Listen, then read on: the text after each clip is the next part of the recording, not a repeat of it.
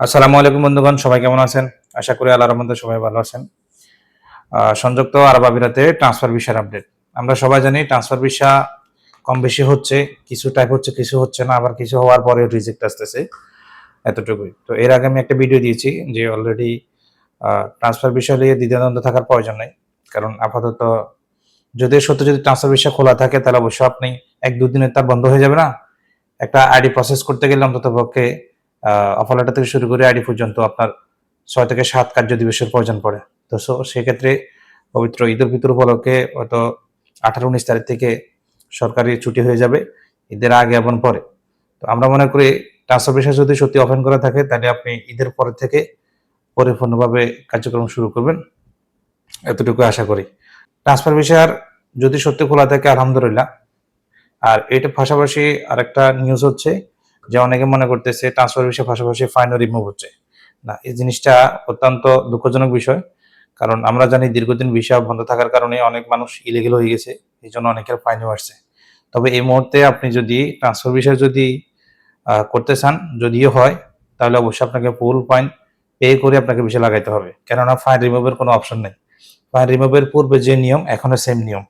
বিশেষ করে Sharjah, Ajman এগুলাতে টোটালি হচ্ছে না।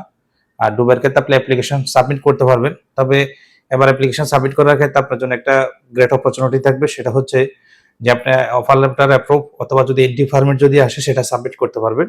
যে আপনার বৈধ হওয়ার একটা প্রুফ। তো সেক্ষেত্রে যদি নসিব ভালো থাকে আপনার হয়তো কিছুটা ফাইন রিমুভ হয়ে আসতে পারে। না হলে কিন্তু যে সরকারিভাবে কোনো ঘোষণা আসে না যে আপনি ফাইন রিমুভ হবে বা রিমুভ করতে পারবেন বা অ্যাপ্লিকেশন করতে পারবেন এরকম। পূর্বের নিয়ে যেভাবে চলতেছে এখনো পর্যন্ত ফাইনের ক্ষেত্রে এটাই। কিন্তু অনেকে মনে করতেছে ট্রান্সফার ভিসার পাশাপাশি ফাইন রিমুভ করবে না। ফাইন টোটালি রিমুভ করবে না। যে আপনি অ্যাপ্লিকেশন করতে পারেন যে পূর্বে যেভাবে ছিল এখনো পর্যন্ত সেম ভাবে।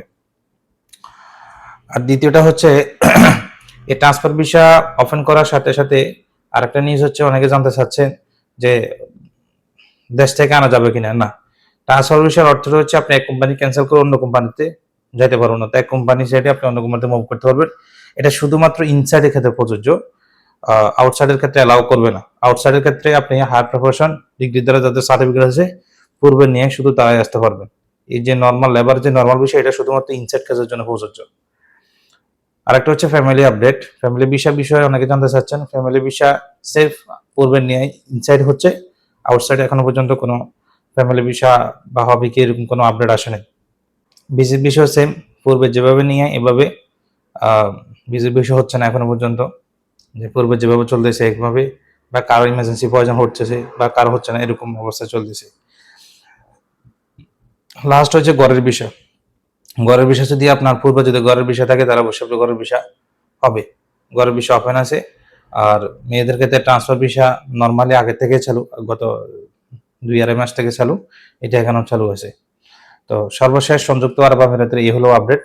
তবে লাস্ট কথা আরেকটা বলি যে আপনারা যারা ট্রান্সফার ভিসার জন্য অপেক্ষা করতেছেন আমি মনে করি ঈদের পর থেকে ট্রাই করাটা বেটার হবে।